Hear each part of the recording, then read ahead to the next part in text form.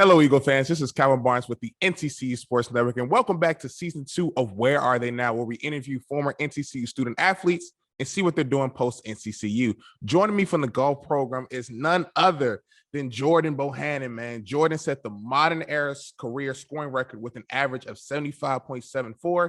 He finished his career at NCCU with 17 top 10 finishes, including 3 event victories. He was also part of NCCU's first team event win in the modern era. I have the honor to introduce professional golfer Jordan Bohannon, man. Jordan, appreciate you coming through, my man. Hey, pleasure to be here, Hey, I'm so glad to have you here, man. So first things first, man, how does it feel to be a professional golfer? I mean, it's great, like I tell anyone, when you get the opportunity to do what you love for a living, regardless of what that is, that's a privilege. So, it's great for me to be out here doing it.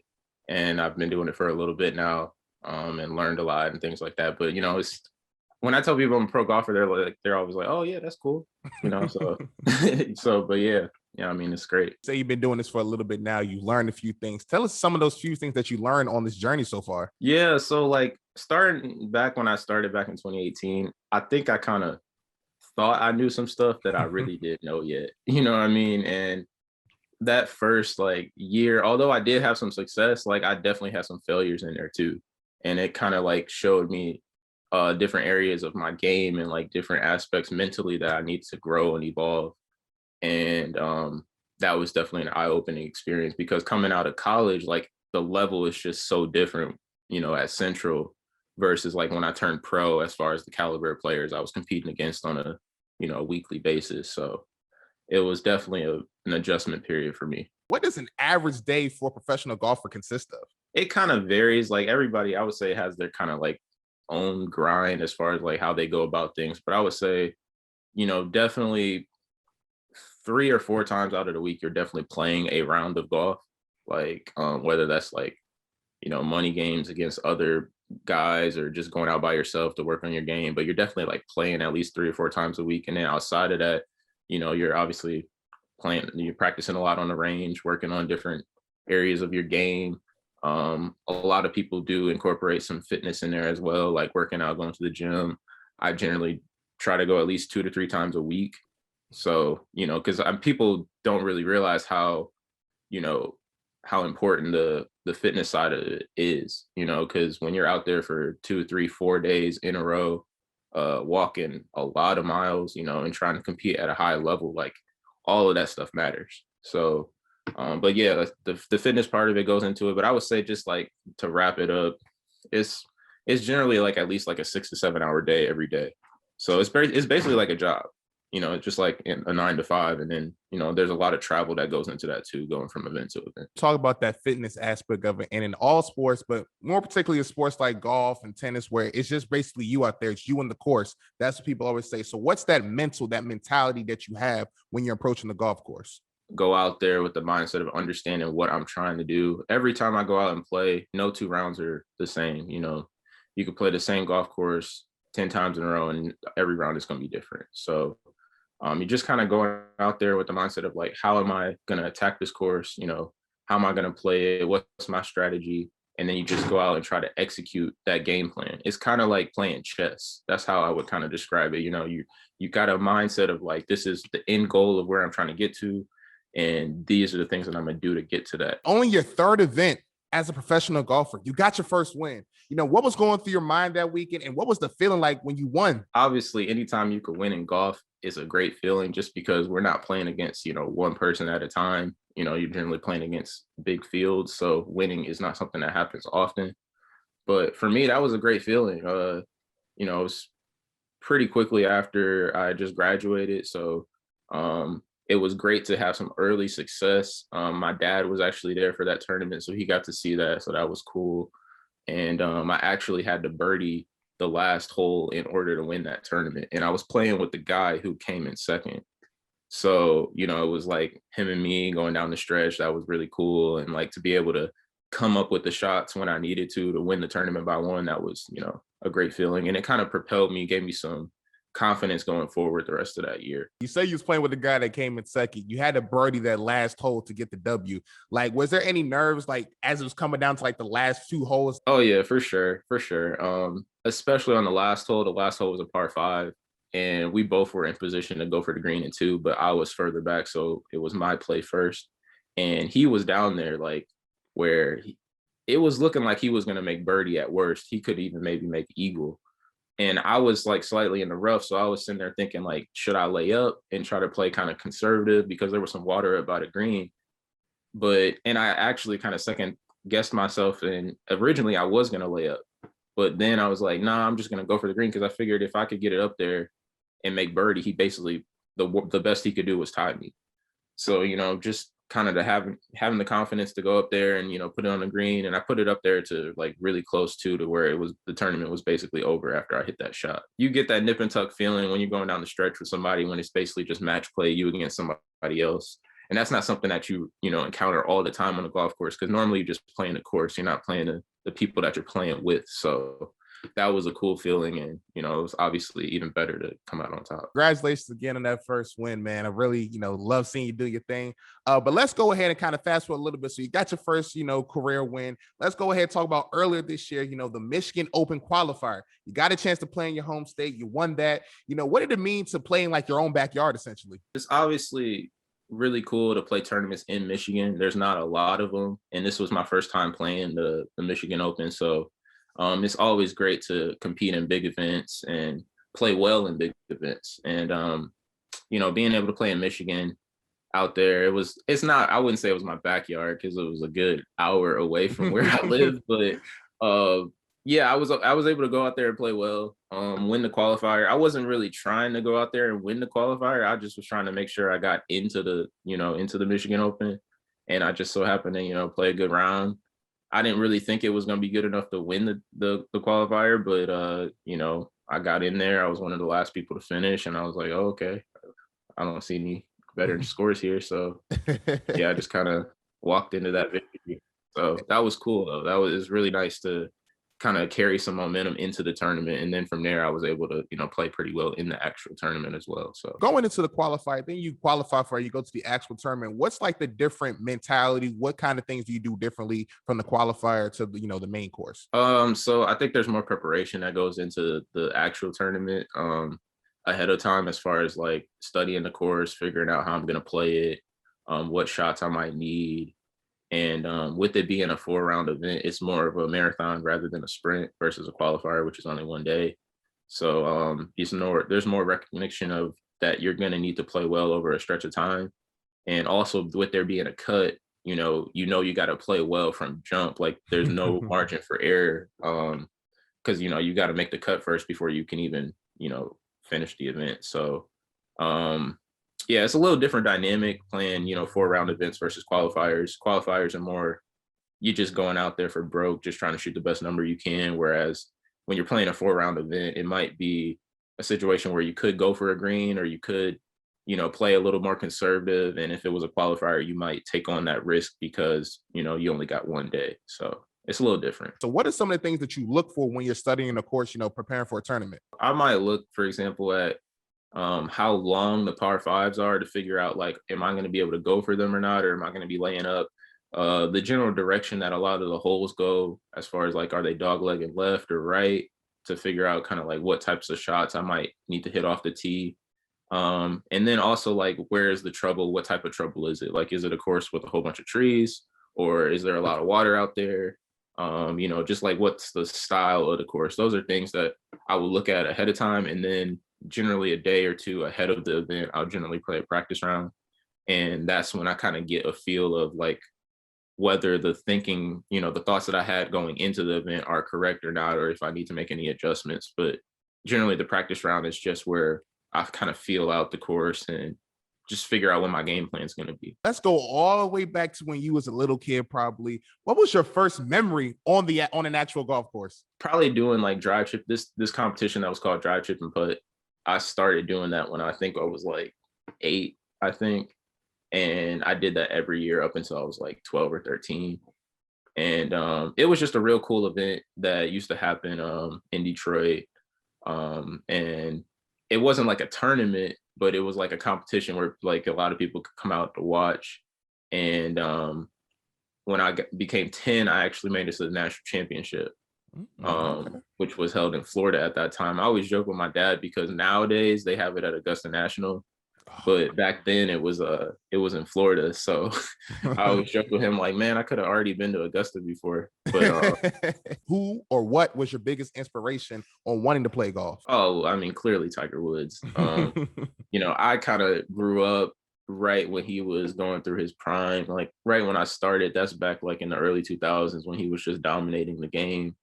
And that just really motivated me to try to get out there and see how good I could become. You know, it was just the whole dynamic of his level of play, how he was dominating the competition, you know, how cool he looked doing everything that he was doing. You know, Tiger kind of made the game cool, you know, especially for Black people. And, you know, it sparked interest for a lot of us that, you know, had motivated us to play, you know, even to this day. Yeah, I completely agree with you, man. Even when I'm on the mini putt course and I hit me a good shot, you know, I'm going and hitting the Tiger Woods fist pump or something. I try to wear a red polo every time I go out there. Yeah. So try to get a little bit of that. Yeah, for sure. Try to get a little bit of that swag, Sure. whatever. What was your decision making, you know, going in and choosing, you know, coming on to the nest? For me, I wasn't a heavily recruited guy out of high school. I did have a lot of success my senior year. I almost won a state championship my senior year, but it was kind of a little too late for me as far as like getting recruited by a lot of the bigger schools.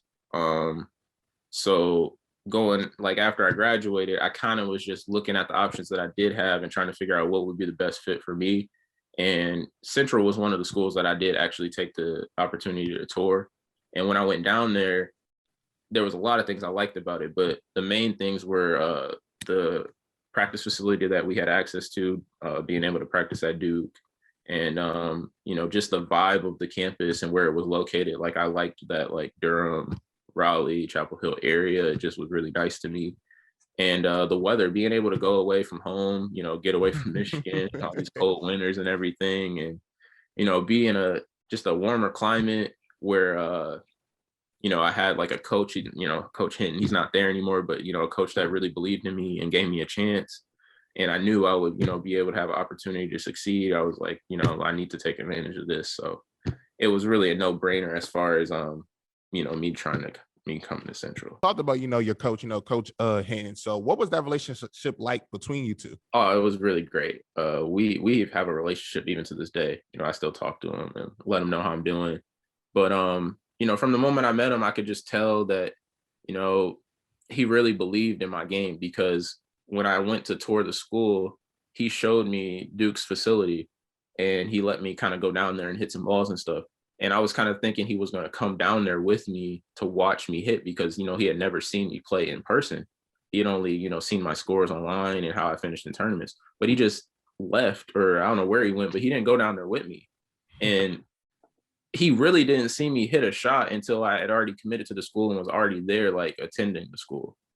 And that kind of showed me, I was like, his level of confidence in me and how much he believed in me. And that really struck me as like, man, this guy has not even seen me hit a shot and he's offered me a scholarship, you know. And I just, from that point on, I was like, you know, I just want to, you know, do all that I can to show how much I appreciated him for doing that and, you know, giving me a chance. Because like I said before, I wasn't a heavily recruited player, and I kind of felt like I was as good as a lot of players that went to bigger schools, but I just didn't get that opportunity. So, you know, I just wanted, that was all like motivation for me when I got to Central, to just try to play as good as I could.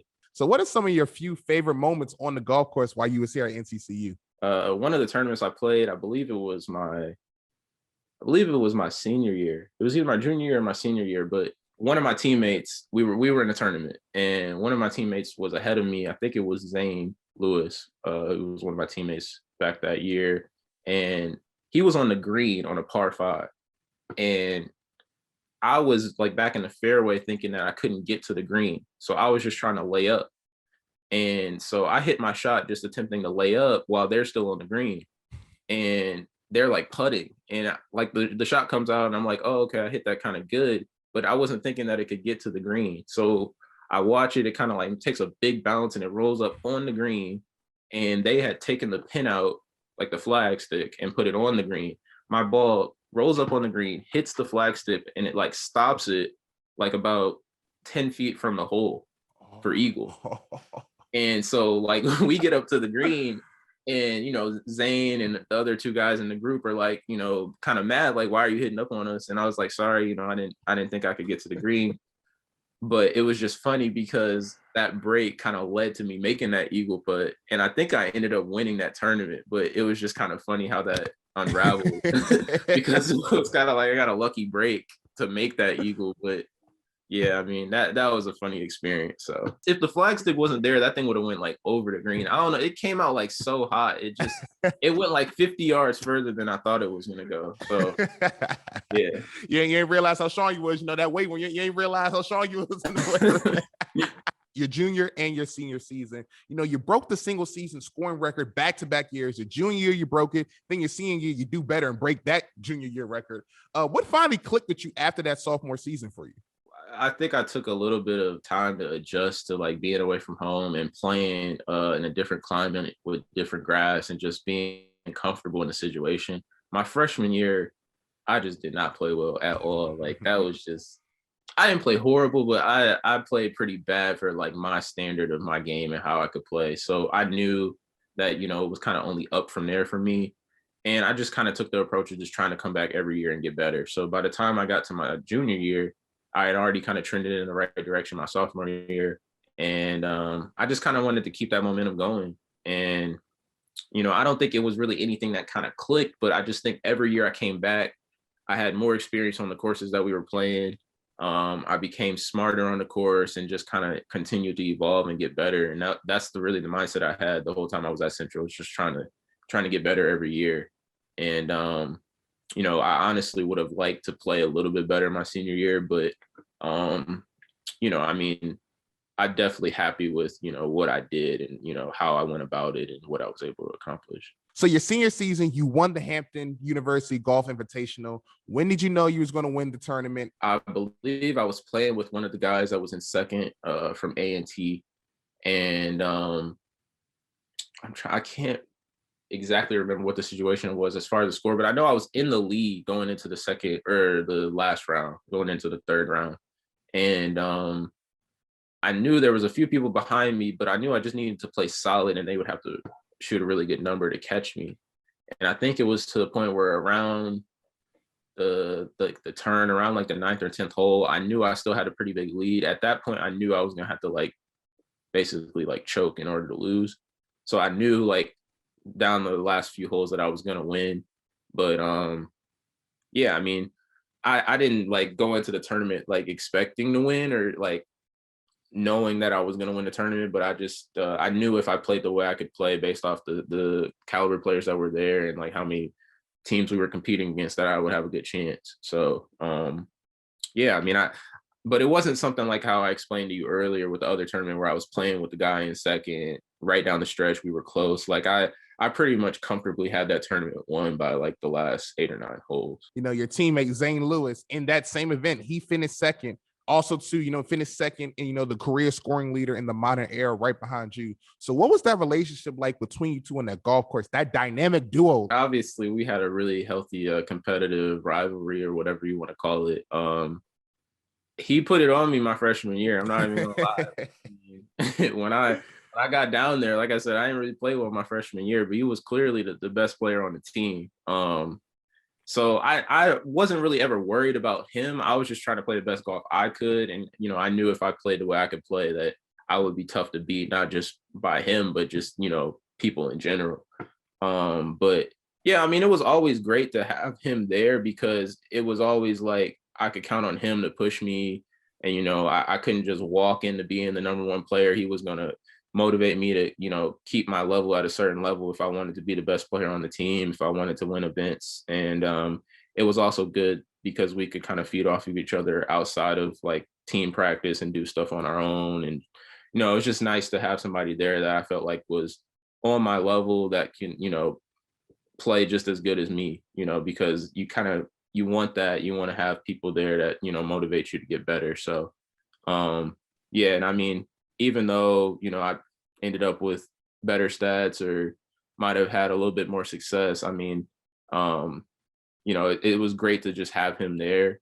And, we still even have a relationship to this day. So, and I mean, he's playing as a pro as well. And, he's starting to figure it out. Graduated, you're being a pro golfer. If you can go back and tell freshman Jordan some advice, what would it be? I would just tell him to like try to enjoy everything more and just, not take any of it for granted, because I don't think I really realized how great of a, thing I had going, playing college golf, playing D1 golf, and doing everything that came with it until like after, I graduated and started playing pro events, because we got to travel around to some great places that I probably would never have been to if I wasn't on the team. We got to be able to practice for free and, have the camaraderie of being on a team and just having a lot of fun together. And I feel like I was so serious as far as trying to play really good golf that I didn't necessarily take in some of those moments as much as I could have, when we were on the road and just, having fun together. And I would just tell them to just try to have more fun with it, because, you only get 5 years to play 4. And for me, I was in there for 4 and was out of there. So, and it flew by. So I would just tell them to just don't take anything for granted and just try to have as much fun as you can. What would you tell an HBCU student athlete aspiring to be a professional golfer? I would just tell them to try to get as good as you can, because even if you're able to dominate the HBCU level or dominate the MEAC or things like that, there's a lot higher levels to get to if you want to be successful as a professional. And, I would just tell them that, really stay on your grind and try to, get as good as you can, and not get complacent, because there was a lot, like I told you earlier, there was a lot of things that I thought I knew, and I thought I was, a certain caliber player. And then I got out playing better competition. And I was like, oh, no, you're not. You're not that good. You need to get better. And, that's what I would kind of tell them, because there's just a vast difference between, the MEAC and the PGA Tour. They're not close at all. So I would just tell them to, really stay on your grind. And if that's what you want, be committed to putting in the time to go get it. Now that you've graduated as an alumni, what are some of the things that you miss about the Nest? Being in college in general and just experiencing everything that went along with that. I mean, all the parties and, homecoming and, just being down there in Durham, just the vibes and everything, being on campus, everything about college was just great for me. I had a really great experience there. I met a lot of great people, and Central really helped shape me as a person going forward and, kind of made me the person that I am today. So, yeah, I mean, I enjoyed everything about it. And I'm not going to say that I would want to go back and experience it again, but, it's definitely something that I would say that I enjoyed fully. And, it's a time in my life that I'll always remember for sure. Speaking of COVID, the pandemic, it hit everybody a lot. It hit everybody differently, especially 2020 with everything that happened. So I have to ask you, how did COVID-19 affect you as a professional golfer? Being from Michigan, it was really hard. It just made everything a lot harder for me being up here in the north part of the country than it already is. With the travel and everything, things getting shut down. There was a period where I basically couldn't do anything as far as competing. And I just tried to practice as much as I could, but there was points, obviously, with the weather where, golf courses up here are closed. And I didn't really want to travel somewhere not knowing what the future kind of held, because there was a lot of uncertainty back last year. So it kind of was like a dry patch for me. And I really didn't get out of that until this year. So, yeah, I kind of had like a year off basically. So it really hit me hard. But, I'm here, I'm healthy, my family and everybody, they're good. So I think, those are the things that are more important. And I think, you got to take a vast look at it and take a step back and realize what's important. And, I think the pandemic kind of like showed us that, showed us what things are really important, family. And I think we kind of all took a lot of things for granted that we don't take for granted anymore. People are like, we outside, parties and everything now going on. And it's like, okay, we used to do that all the time, but now it's like special, now it's like a thing. So, but yeah, I mean, it hit me pretty hard as far as my golf game and my career. What's the one thing that you couldn't wait to do when we opened up from quarantine? And just like not wear a mask, honestly. I know that sounds silly, man, because like even once like when things had opened up a little bit, but they weren't fully open yet, like you would still have to wear a mask and like on the plane and like when I would go to tournaments and stuff, and I have to wear this mask for like 5-6 hours straight. And I was like, man, this is like crazy. So just being able to like freely go around and not wear a mask, as silly as that sounds, it's like really, really exciting because the only time I could really ever do that would be when I'm golfing. And, you know, it's just nice to not have to have that on my face. I would say that. I was all for like the safety and everything that went with it, but I was just like, man, this after a while, I was like, this is kind of annoying. And I think everybody kind of got to that point. They were like, because when it first started, they were like, all right, we're gonna wear masks for a couple of weeks and let these cases go down and everything should be good. Right. And like a year later, we were still in the same position. We are now at the rapid fire question portion of this. If you guys don't know, 45 seconds get put on the clock on my timer on my phone. And then I'll just ask Jordan, I'll just ask you some quick questions and everything. So are you ready? Yep. 45 seconds on the clock. Let's go. Olive Garden breadsticks or Red Lobster cheddar biscuits? Olive Garden breadsticks. Okay. Augusta or Pebble Beach? Ooh, I'm going to say Augusta. Okay. Your favorite golf club? Putter. What was your favorite tournament at Central? Probably my last one, my senior year, PJ Minority. What was your favorite Tiger Woods win? Oh, man, that's really tough. I would say probably him winning the Masters in 2019, honestly. Oh, okay. Iron Man or Captain America? Iron Man. Who's your go-to artist in your pre-match playlist? Big Sean or Nipsey Hussle, one of those. and the timer ran out, but we got one more question. What's your dream car? Oh, Corvette. Corvette.